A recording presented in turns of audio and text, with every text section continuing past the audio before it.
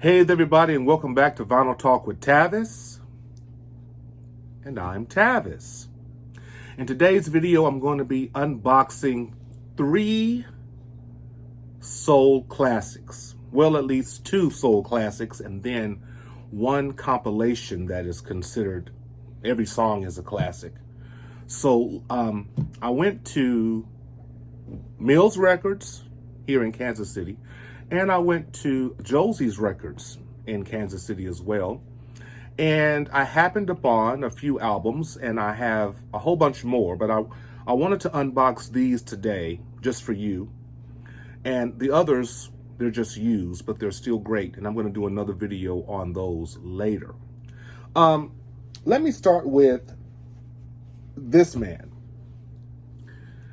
This is Jackie Wilson. What can I say? What can you say about Jackie Wilson? This album was his first album, released on December 31st, 1958. Wait, get off of here. Say hello. He doesn't even know. He doesn't know what's going on. Everyone, if you don't know, this is Jimmy Mack, and he likes to be everywhere I am. So he may be all across the screen, but again, this was released in 1958, December the 31st. And what a tragic life. He had a very tragic life at the end of his life.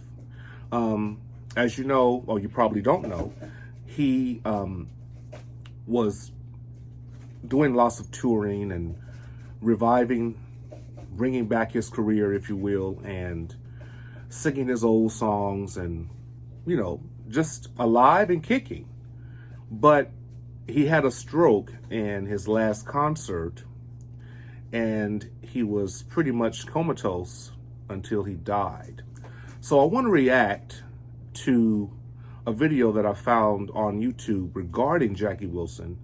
And so let's watch this video together, and I'm claiming fair use here, and I hope that I'm not flagged or anything, but I think it's important to understand the history of Jackie Wilson's last few years of no longer singing, in his stroke state. His money was pretty much depleted. So let's watch this video together. Kiss me with your ruby red lips. Thrill me so I turn her back on the flip. That is why. Jackie Wilson's final years were spent on the rock and roll revival circuit. This 1975 performance was filmed by a Boston disc jockey who followed his career. It was Wilson's last complete performance. On September 29, 1975, Jackie Wilson had an apparent heart attack and collapsed on stage at the Latin Casino in Cherry Hill. He was 41 years old. 41 years old, everybody. It just reminds me, as well, I'm sure it reminds you, how short life is. Now, I'm 49. And can you imagine? I mean, let me just have a little brief moment here. That's really something to think about. I'm in my late 40s, and this wonderful entertainer had a stroke at 41 years old.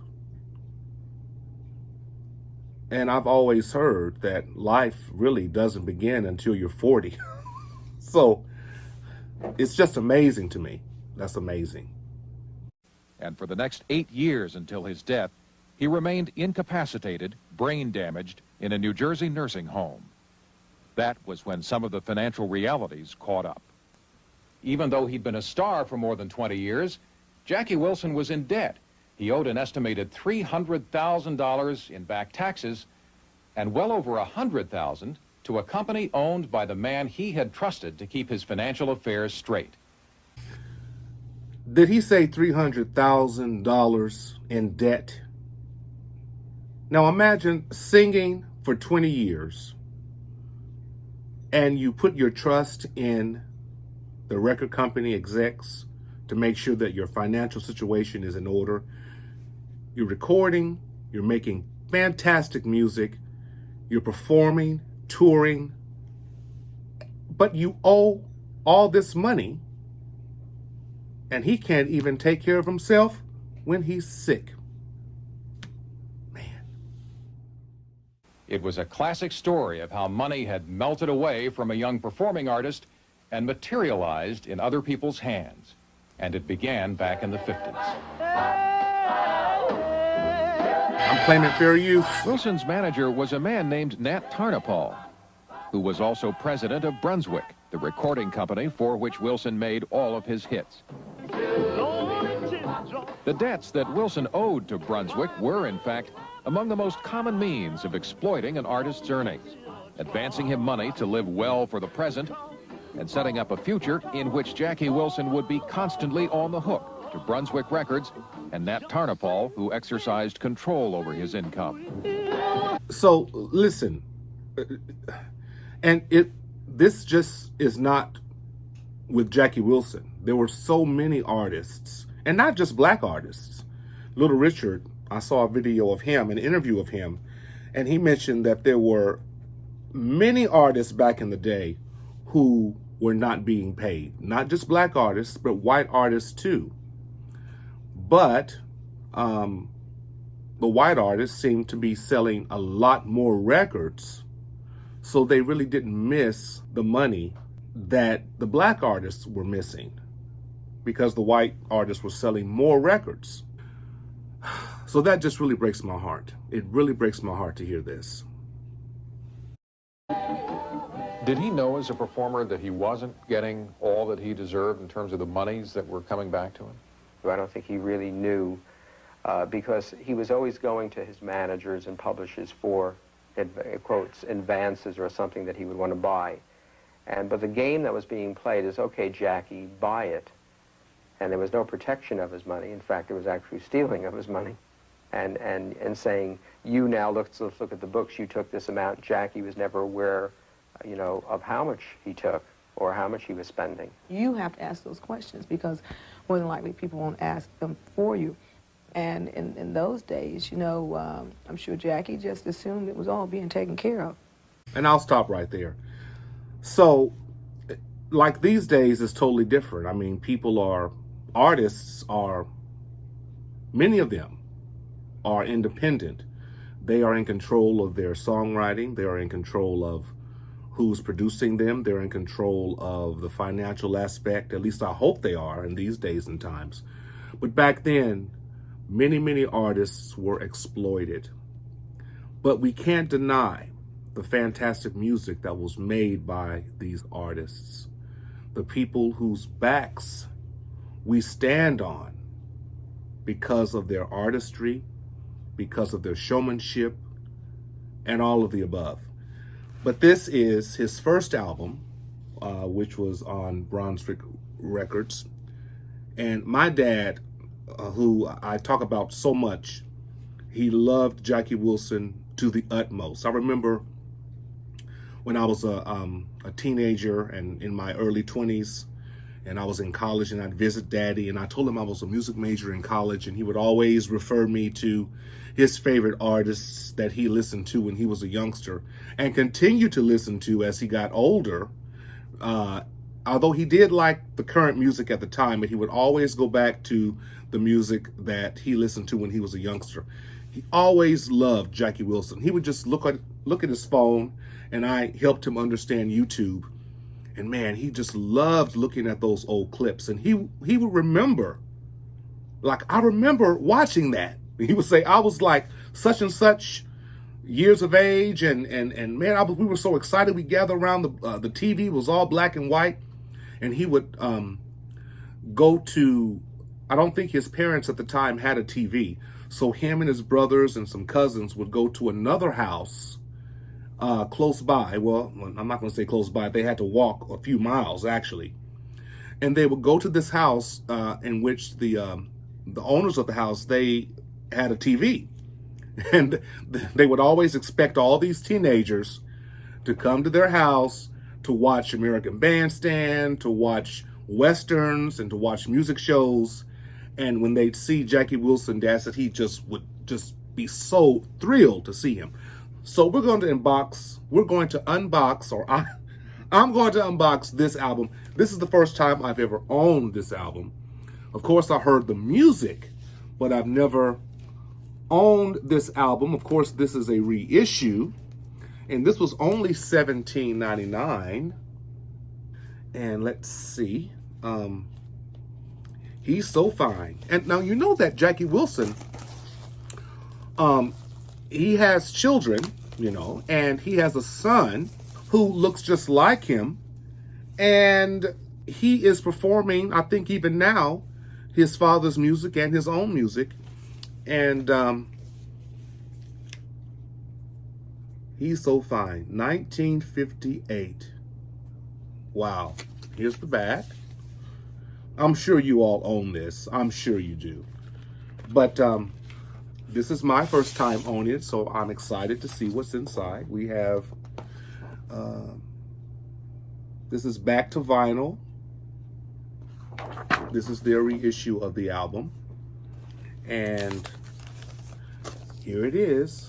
I think it says it's 180 grams, if I'm not mistaken. Let's see. Yeah, here it is. 180 grams. Okay, and you can also download the MP3s. Okay, Jimmy, come on. Let your dad do his business here. So let's look at the vinyl itself. And I'm gonna play this tonight. I can't wait. Awesome, I can't wait. The songs on here are, the one that really is just phenomenal, I believe, is To Be Loved, Reet Petite, which was written by Berry Gordy. But again, He's So Fine, Jackie Wilson's first album, December 31st, 1958. And I hope you enjoyed that clip and my reaction to it. Times have sure changed. Times have changed. Okay, now we have the phenomenal Al Green. People, of course, I've heard Let's Stay Together all my life, but I've never owned the album. So I'm going to unbox this.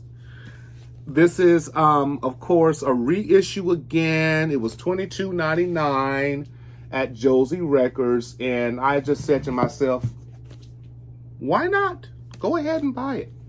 So this is going to be great to have in my collection. I have the best of Al Green that's really popular, but I wanted to own the actual release. Al Green has a great story in which, you know, when he recorded the song, he was traveling overseas and he came back after the song Let's Stay Together was released, and he didn't realize how popular that it was in America when he came back. And he was doing a concert, and he was like, what's wrong with all these people? These people are crazy. They're trying to get on the stage. They're trying to kiss me, all these women. What's going on? And I think one of his people that were with him, they said, do you not realize that this is a hit in America? You've been overseas, and since you've been there, in America, your track has taken off. And Al Green was like, really? Oh my God. So that was the start of something magnificent. Let's Stay Together. Wow. So Let's Stay Together was released as a single in 1971. And the album with the song and the title, of course, came out in 1972. The year I was born. That's amazing to know. So let's see the vinyl itself. Look at that. Wow. Can't wait to play that. As you know, Al Green now is a pastor. He's been a pastor for his church for a very long time. And I would love to go to his church one time and just hear him preach.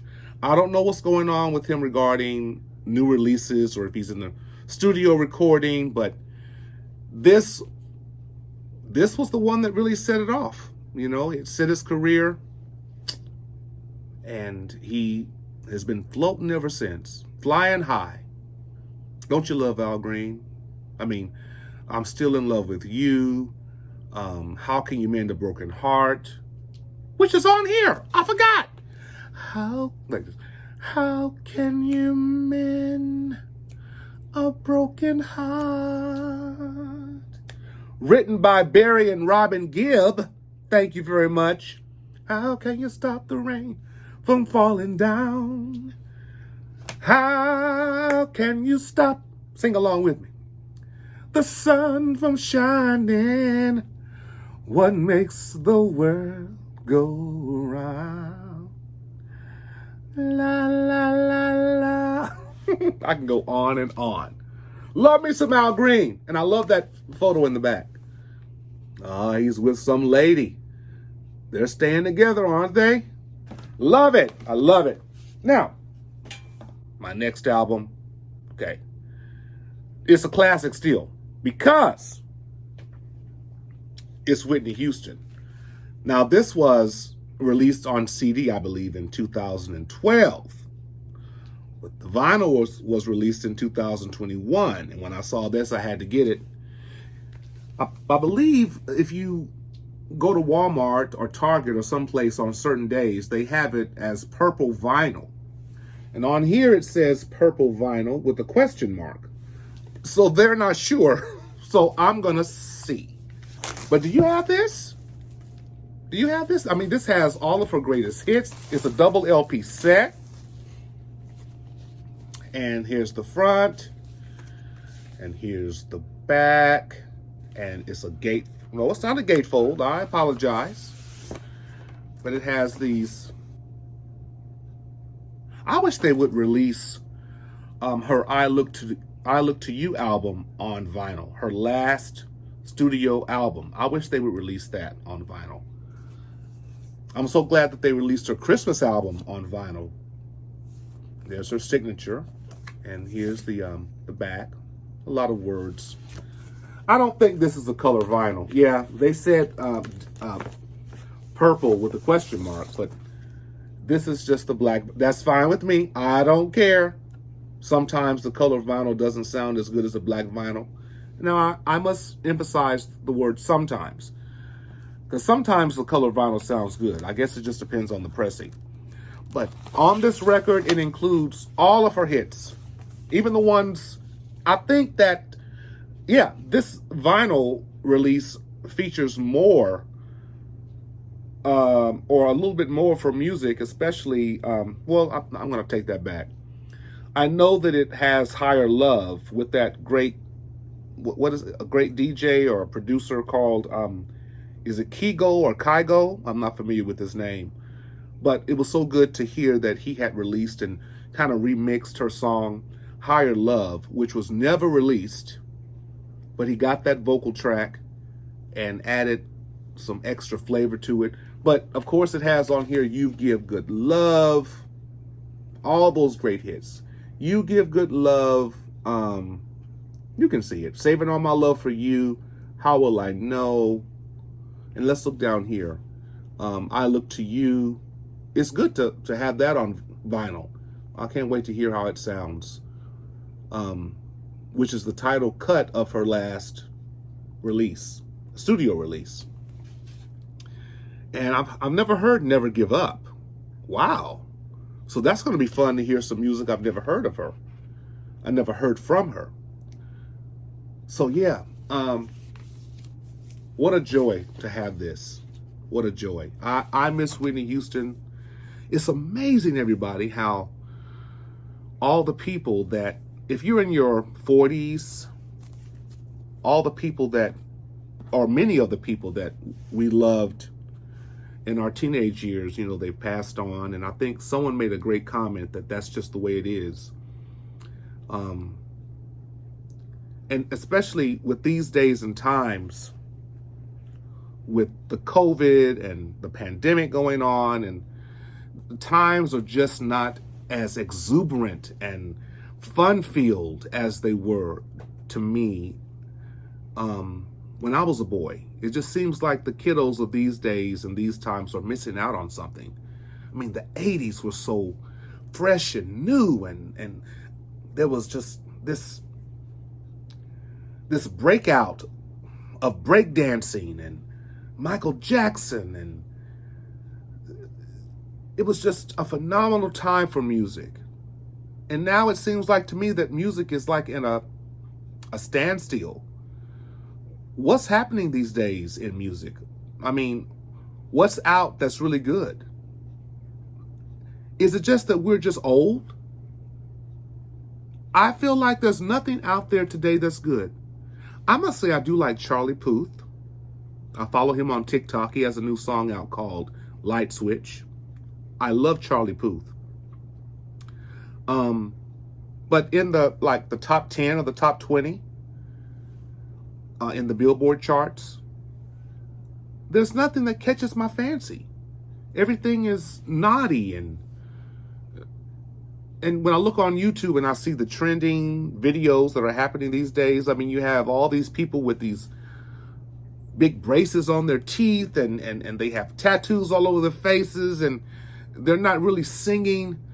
It's like, just take me back.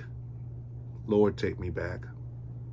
Child, I guess this is just a midlife crisis. I guess it's a midlife crisis, everybody. Oh my God. Do y'all agree with me? Can someone please make a comment? And I know I'm not alone, because I've talked to many other people. But yet there are some great kiddos out there who understand, and they even say, man, I love listening to the music of the 80s and the 70s, and they're practicing their instruments listening to that music of that time. Because how can you practice the music of today? Can you get on a piano and play the music that's out today? Can you sit down and play the song on a piano of a majority of the music that's on the Billboard charts? It's like, is it even possible to play on the piano? Remember, we could play Because the Greatest. You sing it in the talent show. There was no editing of the lyrics. You sing songs. I never will forget when Mariah Carey came out, and anytime you need a friend, I will be here. And my sister, when she was a senior, she sang that song at her graduation with another girl, I believe. What can you sing at your graduation these days? What can you sing that's appropriate, that's out today, that you could sing at a graduation? I could be wrong. Y'all need to let me know if I'm wrong, but I pretty much know what's happening musically. Oh, well, I try to. But when I listen to the music, I listen to about a minute of it, if that. And I switch it to another song. And I'm like, okay, that's enough of that. All right, that's enough of that. Okay, that's enough of that. It's like, I get no joy from the music of today. Wow. I guess that's why my dad always would listen to the music when I was a teenager, and he would always refer back to his time. That's a good conversation. A good conversation to have. When you reach a certain age, do you stop? Do a majority of us reach a certain point in life and we no longer can handle the music of the present moment, and we keep going back to the music of our past? Man. And if so, why? Are we saying that music is better? Or our brains can't handle the neurons and all these things in our brains can't handle the newness of the music these days? And we love to go back to what's comfortable because our brains have made our brains have grown in a way that's used to the music that we were raised on, when everything was fresh and new to our ears. And now this new stuff is like, whatever. Great conversation. I would love to just have a room full of people and talk about it and hear other people's perspective. And enlighten me. If you feel like that what I've said is not really jiving with you and you're in your 40s or 50s, but yet you can still hang with the music of today, let me know. Let me know. Teach me. I love to be taught. I'm not only a teacher, but I am constantly aware of the importance of being a student and staying a student. Because how can you teach unless you learn new things? Something to think about. Well, I hope that you've enjoyed this this lecture. Everybody, I appreciate you watching my channel. And as always, with music, be inspired and stay inspired.